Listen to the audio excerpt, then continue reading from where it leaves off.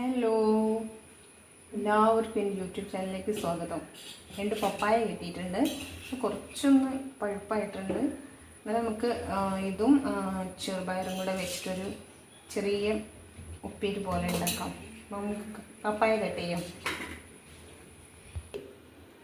ഇതാ നമ്മൾ ചെറുപയർ കഴുകി കുക്കറിൽ ഇട്ടിട്ടുണ്ട്. നമുക്ക് പപ്പായയും കൂടെ ഇതിലിടാം.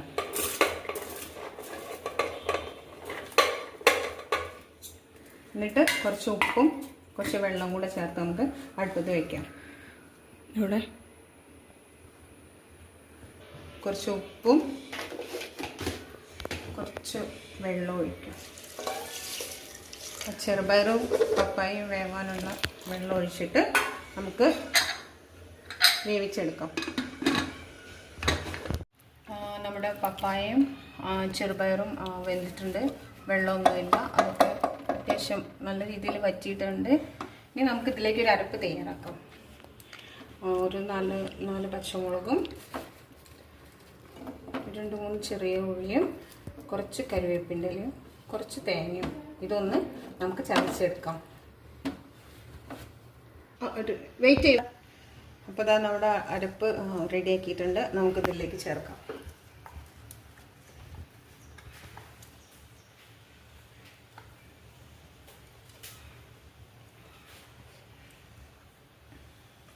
അതൊന്ന് മിക്സ് ചെയ്യാം. ഒരു ചെറിയ തീയിലൊന്ന് ജസ്റ്റ് ഒന്ന് ആക്കിയാൽ മതി. തേങ്ങക്കയിലൊന്ന് ചേർന്നാൽ മതി. എന്നിട്ട് പിന്നെ നമുക്ക് വെളിച്ചെണ്ണ ഒഴിച്ച് ഒന്ന് കടുകിട്ട് താളിച്ചെടുക്കാം. അപ്പോൾ നമുക്കിനി ചട്ടി ചൂടായിട്ടുണ്ട്. കുറച്ച് വെളിച്ചെണ്ണ ഒഴിച്ചിട്ട് കടുകിട്ട് നമുക്ക് ആ ഒരു ഉപ്പേരി താളിച്ചെടുക്കാം.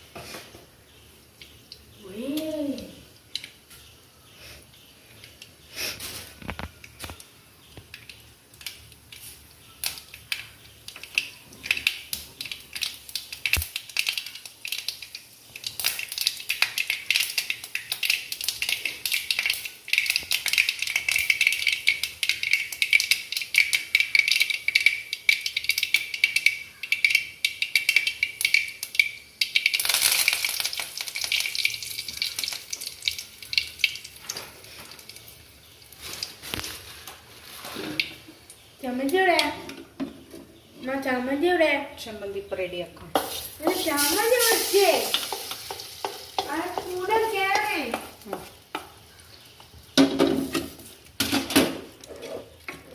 ഇന്ന് രാത്രിയിൽ നമുക്ക് കഞ്ഞിയാണ്.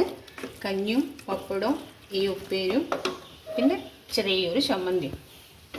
അപ്പോൾ ഓക്കെ, എല്ലാവരും വീഡിയോ കണ്ട് ഇഷ്ടപ്പെട്ട് സബ്സ്ക്രൈബ് ചെയ്യുക, ഷെയർ ചെയ്യുക, ലൈക്ക് ചെയ്യുക. എല്ലാവർക്കും നല്ലൊരു ദിവസം നേരുന്നു. അപ്പോൾ നമ്മുടെ പപ്പായയും ചെറുപയറും റെഡി ആയിട്ടുണ്ട്. ഞാൻ കരുതിയ മധുരത്തിൻ്റെ ടേസ്റ്റൊക്കെ ഉണ്ടാവുന്നു, പക്ഷേ അങ്ങനെയൊന്നുമില്ല. എന്താ പറയുക, ചെറുപയറും പപ്പായയും കൂടെ ചേർന്നപ്പോൾ നല്ല ടേസ്റ്റ് തന്നെയാണ്. ചമ്മന്തി അരച്ചിട്ടുണ്ട്. Okay, thank you.